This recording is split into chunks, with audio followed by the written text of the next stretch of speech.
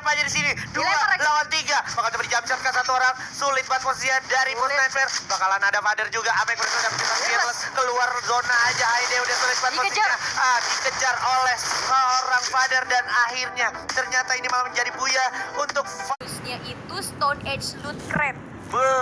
Stone Age Loot Crate lumayan tuh buat nambah fashion dan tak terasa kita sudah masuk nih ke map pertama kita di Best of 4 series. Kita harus kasih tahu sekali lagi kalau ini yang main di map pertama kita adalah Pot A. Ya, dimana Pot A ini mempertemukan 4 tim esports dan juga 8 tim komunitas. Betul. Jadi nanti bakalan diambil 2 tim terbaik untuk melaju ke babak final, Miguel. Ya, tapi mungkin teman-teman di sini juga belum tahu ya isinya Pot A itu siapa aja. Sini gue pengen kasih tahu dulu untuk di Pot A sendiri ada Aura Ignite, ada Bigetron Beat, ada Boss Nightmare, ada First Riders Bravo. Terus untuk dari tim komunitasnya ada Starfight, ada Sasageo, Indostar Hydra, Mawang, Lord S Esport, Louvre, Secret Victim, dan NXL Betawi Sentiong.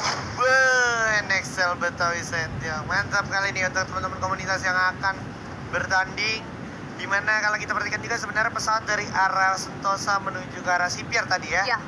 Ini udah lumayan rata pembagiannya dan sepertinya tidak ada penumpukan di Miguel karena mungkin ini memang masih ronde pertama jadi harusnya masih harus nyantai-nyantai dulu Miguel ya. Iya, dan untuk BTR sendiri mereka udah ngambil area Sentosa yang dimana mereka pasti udah paham lah Sentosa ini tuh gak ada NXL, gak ada Siren, terus kayak mereka bisa happy looting dan gak kalau misalnya kita lihat dari isi potnya dari keempat tim ini gak ada yang turun di Sentosa selain Bigetron Beat. Betul.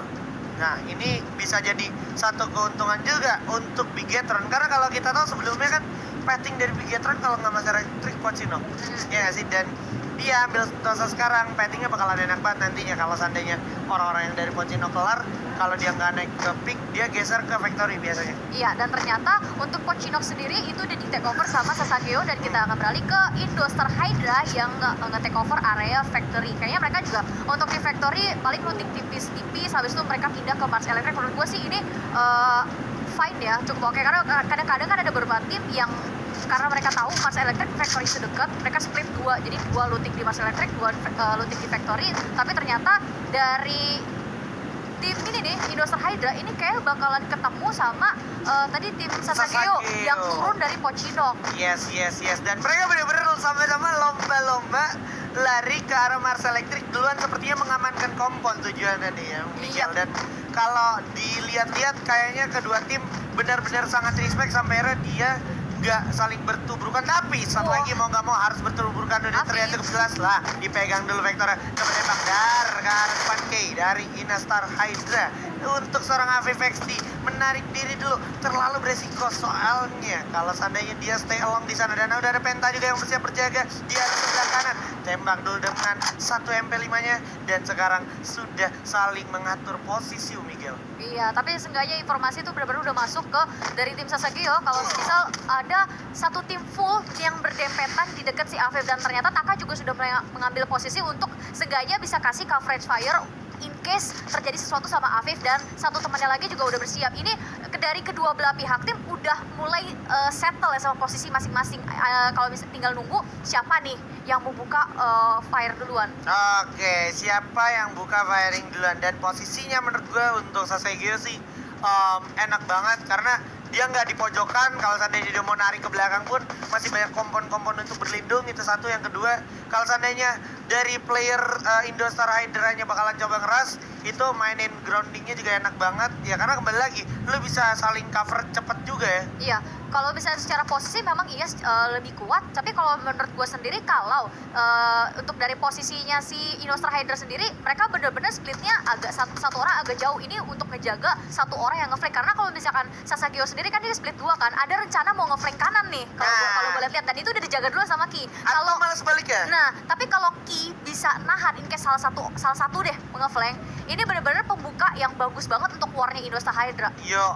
Jadi malah si Ki-nya itu sebenarnya tadinya rencana A-nya untuk ngejaga orang yang ke-flank, dan kalau seandainya rencananya nggak jalan terus, dia bisa jadi rencana B untuk nge-flank balik. Udah langsung di-knock, dan begitu Evano melakukan upaya maju yang terlalu cepat ketika Chrono diaktifkan. Just Evan harus mundur dulu, terlalu berisiko. Ada Api Penguang kenapa loncat, 2 orang udah ke-knock, ternyata Ki terlalu jauh dari kawan-kawannya. Sendirian aja Just Evan sampai akhirnya menyisakan 1 orang Ki.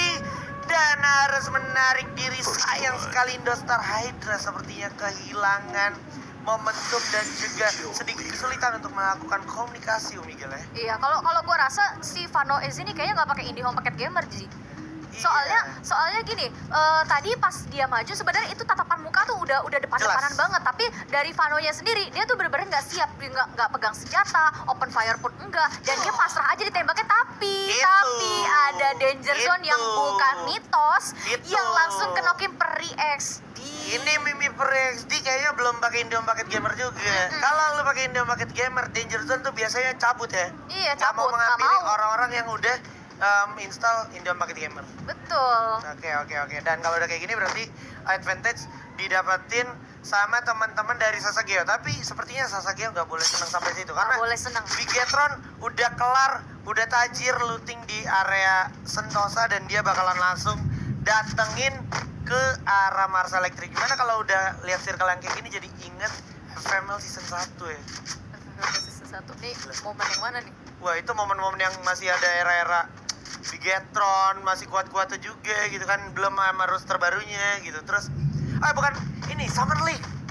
Yang Star E dan RRQ main kesini nggak sih? Iya, soalnya rumahnya Star Egg kan sentosa banget tuh. Iya. Terus kadang-kadang RRQ bisa turun ke sana cuma buat nyari Star Egg. Tapi kita lihat nih kan, untuk dari First Rider sendiri nih, ternyata mereka punya jalur rotasi yang sama, langsung disamperin nih Bigetron, dan rencananya mapping ngelihat di Mars Electric ada orang atau enggak. Ternyata dia harus lihat dulu ke arah high ground, lower ground. Ternyata ada First Riders yang sudah mulai spam grenade, sudah mulai open fire di sini lagi. Yes, bakal coba dijaga dulu oleh Anca dan juga Kojak yang setengah daerah sepertinya sudah hilang. Coba di-charge dulu frag grenade, langsung lempar ke arah Kojak. Awas Kojak ledok. Ika berhasil dapetin satu orang. Souza harus di-knockdown dan coba di-revive dulu. Terlalu berbahaya sepertinya karena Global bakal meledak. Udah ada yang coba flanking tapi Ikam ternyata tidak semudah itu. Masih ada Kapten Darko. Berhasil dapetin satu orang. Bakalan coba dimajuin ke arah pemain dari First Rider sepertinya cukup kompak dan bersiap untuk coba diras balik. Para pemain dari Bigetron udah mulai coba jaga posisi. Regar masih tetap stay di atas untuk memastikan posisinya akan cukup nyaman. Ikam sepertinya nggak ketolong lagi.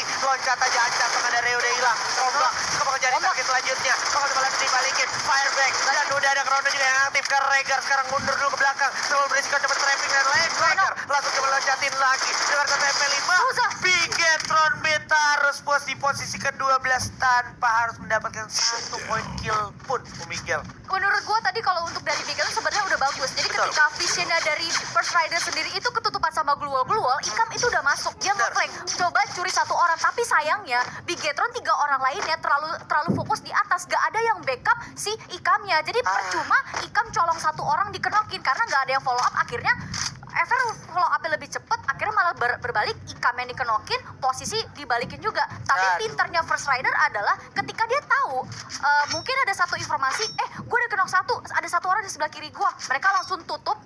Mereka tahu 3 orang lainnya kalau misalnya satu dari mereka kenok itu pasti digempur sama Bigetron, langsung ditahan pakai barisan glue wall, nggak dikasih turun. Ini cerdas banget dari First Rider kalau menurut gua. Cerdas banget dari First Riders dan emang dari segi mikro berarti udah bagus. Terus juga dari segi komunikasi berarti connect terus ya, nggak miss, karena itu penting banget apalagi lu perangnya di patahan atau cekungan jurang kayak gitu ya. Iya, decision makingnya itu udah bagus banget. Betul. Itu benar-benar decision making yang pas banget karena kalau itu kayak lu cuma punya waktu sekitar 1 sampai 2 detik untuk ngecegah Bigetron 3 orang lainnya turun. Tapi kita beralih dulu. Di sini ada tim Louvre yang akan bertemu dengan tim nomor 2 nih.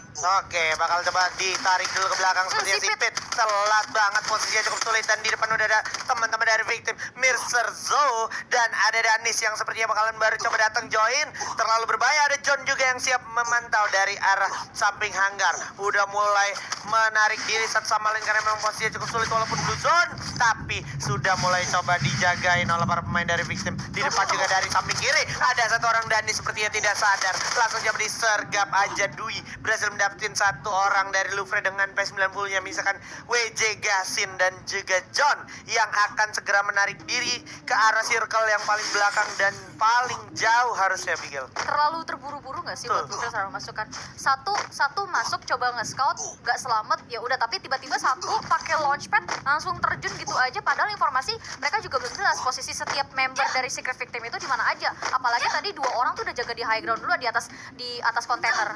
Ya. Dan maksud gue kayak lu main di hanggar tuh disadvantage-nya gitu. Kalau lu lagi di bawah dan gak ada yang di atas, akhirnya lu nggak tahu tuh di atas hanggar itu ada orang apa enggak. Itu satu. Yang kedua, di parkiran truk ini visionnya sebenarnya minim banget jadinya Miguel ya. Jadinya nggak kelihatan satu sama lain dan lu pas banget lagi bagi posisi saling jauh. Blank spotnya tuh terlalu banyak. Betul. Blind spotnya itu terlalu banyak banget, dan itu menurut gua kalau misalnya lu terjun tanpa informasi jelas, sama aja lu kayak setor nyawa gitu. Setor nyawa. Dan ini seperti yang kita bahas sebelumnya, benar-benar circle ke arah Mars Electric dan udah banyak banget yang numpuk di sana juga. Selain ternyata Riza berhasil dapetin satu kuyon, dimana kalau kita perhatikan juga bakal langsung disergap aja. Kuyon gak dikasih ampun, bakalan coba dimajuin oleh pemain dari Boss Nightmare yang memang sedang bakalan mencari di mana sisa playernya. Terlihat ada teman-teman dari depan. Riza berhasil dapetin satu Gans di depan. Sayang banget Gans harus kenok. Sementara masih ada satu orang lagi bersiap dengan pelontara. Psycho coba tembak oleh MGAT. Itu dia kekuatan MGAT kembali. 20 rel langsung knock. Ini kepala jadi itu kekuatan Baby Alien MGAT bro. 1-2 peluru sama dengan 1 nyawa di sini. Luar biasa sekali. Itu dia bener-bener santai banget tembakinnya.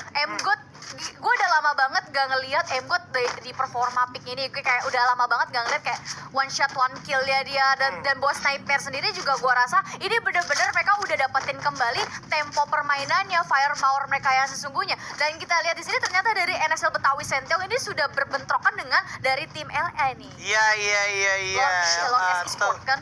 Lampung Army. LA tuh Lampung Army. Lampung Army. Ya, dan ini bakalan coba diterusin juga sepertinya karena di samping dari Boss Nightmare udah ada teman-teman satu tim lagi yang datang ya dari Secret Victim, yang mana mereka sepertinya bakalan segera sedikit narik ke arah kanan. Ya. Tapi AMGAT dan juga kawan-kawan sepertinya juga sadar, makanya dikejar. Dan setelah ternyata Aura Amek berhasil dapetin 3 orang udah kena knockdown. Di sini menyisakan Piu aja yang harus coba digerus. Dan oke, berhasil revive. Ternyata di sini harus dihabisin 2 orang tersebut dari Aura. Bagus banget. Sekarang menyisakan 2 aja musuhnya, yaitu Preman Bude dan juga 1 orang lagi di luar. Para pemain dari Aura sepertinya masih cukup objektif untuk bertahan. Dan Fearless berhasil dapetin 2 orang dengan 1 frag grenade ya. Bagus banget. Mr. Zo juga harus tumbang. Sekarang Megalodon dan juga Bude gak bisa berbuat banyak karena di depan udah ada Father dan juga Amek yang siap melakukan siasatnya, bergerak maju ke depan. Dan Haide berhasil mendapatkan 1-2 orang. Fearless lagi-lagi dengan 1 vektornya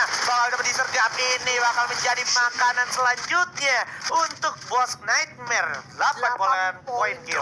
Udah dikoleksi sama mereka sendiri. Benar-benar 2 tim yang setiap tim yang mereka datangi itu pasti dapat wipeout. Tapi kita akan tadi dulu Aura yang tadi sudah mendapatkan 2 orang akhirnya memutuskan untuk melepaskan 2 orang sisanya, dan mereka coba main dulu di patahan bawah jembatan, mau coba nahan dulu di luar di pinggir circle. Menurut gua ini lebih nguntungin sih daripada lu perang di luar zona. Jadi karena posisi mereka pasti ketahan, mereka juga kalah orang, ya tinggal kita sayurin aja pas mereka masuk. Dengan catatan Aura nggak boleh keculik. Ya. Kalau Aura keculik, ini kompon yang sebenarnya udah ngenakin untuk Aura bakalan jadi kerepotan banget karena satu, musuhnya cuma 2, yang kedua nanti dia bakalan telat masuk kompon, dimana kompon di depannya udah pasti ada orang, ya kan? Dan sekarang Piu masih dikirim untuk menahan pergerakan dari Megalodon dan juga Bude, dimana Bude satu udah narik ke depan, tapi Megalodonnya udah cukup sekarang, sudah kelihatan darahnya, terinformasi, Chrono diaktifkan, bakal coba tarik ke atas, coba dicari di mana sisanya. Oke, ini dia Piu, harusnya dengan 1 loncatan aja. Nah, 1 udah tumbang, jadi 1 makanan yang cukup bagus juga untuk Aura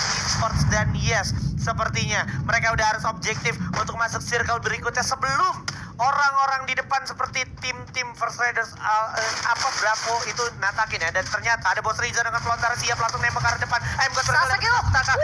Lihat soal 1 orang Riza, masih ada 1 M4-nya dan langsung ditatakin habis Sasageo. Gila, 12, 3 tim udah rata. Ini baru Boss Nightmare, Ji. Ini baru Boss Nightmare yang sesungguhnya nih, yang mereka udah dapet ini. Kayaknya ini support system dari Babang Ella mantap ya.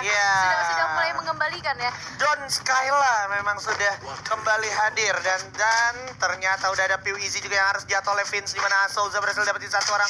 Para pemain dari Aura berhasil dapetin Lord Ace. Ternyata bukan Lampung Army, sorry ya. Oke. Ternyata ini dari antara bukit ke bukit ini sudah ada pertemuan ya. Ada meet and greet antara Aura Ignite dan juga First Riders. First Riders menurut gue masih cukup lebih diuntungkan ya, karena posisi untuk Aura Aura sendiri dia punya PR. Kalau dia mau masuk, ini kanan kiri sebenarnya udah ada orang. Di bukit kiri udah ada First Riders, dan di bukit kanan juga sebenarnya udah ada orang-orang yang nungguin yang mau masuk ke arah Mars Electric. Tapi ternyata circle ini ngarahnya lebih ke Aura, dan Aura punya kesempatan. Dan tapi ternyata di sini Bos Riza, Bos dengan kawan-kawannya juga udah kedatangan tamu dari tim Louvre yang tersisa 2 orang, tapi ternyata satu udah ketahuan sama MGUT lagi dan lagi. Yes. 5 perolehan poin kill bahkan udah dikoleksi sama I'm God seorang. Dan maksud gue sekarang ini tinggal 30 detik lagi. Even kayak teman-teman dari First Riders harus mikir keras gimana caranya dia turun sebelum dia telat turunnya. Dan yang kedua, dia ditatakin dari orang-orang yang udah siap di dalam kompon. Walaupun begitu, ternyata Indostar Hydra sepertinya adalah salah satu yang diuntungkan karena dia menjadi lone survivor masuk top 4 sekarang. Masuk top 4, dan ternyata orang terakhir dari Louvre ini diambil juga oleh Bos Nightmare. 14 poin kill. Dia benar-benar pembuka match yang nge-boost moral mereka banget ya. Dan ternyata dari First Rider sendiri sudah berhasil masuk ke area Mars Electric yang paling kecil. Tapi ternyata MGUT sudah dikirim. Dia akan coba nyisirin area Torrepas, dan ternyata sudah masuk informasinya ada orang di sebelah kanannya. Dan dari Bos Sniper sendiri juga 3 orang lainnya sudah mulai set up akan mendekati ke arah MGUT untuk memberikan backup fire. Ternyata MGUT sini juga reflect glue wall yang bagus banget untuk memperpanjang hidupnya. Tapi Bos Riza sini juga sudah mengeluarkan skill Chrono yang akan coba melemparkan lontar, tapi ternyata masih belum bisa mendapatkan siapapun. Dan MGUT di sini juga akan terkenal. Riza sudah dibuang ke lobby, tersisa Virus dan Haides sendiri juga akan, tapi jump shot dari Virus ini benar-benar nice banget. Jump shot kedua dilakukan, tapi ternyata masih bisa belum mendapatkan 1 orang lagi dari First Haides, dan ternyata First Haides Bravo akan menjadi tim ketiga yang tereliminasi. 17 poin kill di ronde pertama sudah diamankan oleh Bos Nightmare, dan ini akan menjadi 1 poin positif di mana lawan terakhirnya, rival terakhirnya adalah Aura. Mampukah Aura juga bakal dilumatkan oleh teman-teman dari Bos Nightmare? Karena gue udah melihat udah ada upaya pergerakan maju dari Aura. Ada pelontar juga dari seorang Amek. Satu orang Karafir dan juga Aide bersiap aja di sini. 2 lawan 3. Bakal coba dijam shot ke 1 orang. Sulit banget posisinya dari Bos Nightmare. Bakalan ada Father juga. Amek berusaha Fearless keluar zona aja. Aide udah sulit banget posisinya. Dikejar oleh seorang Father, dan akhirnya ternyata ini malah menjadi buya untuk Father. Dan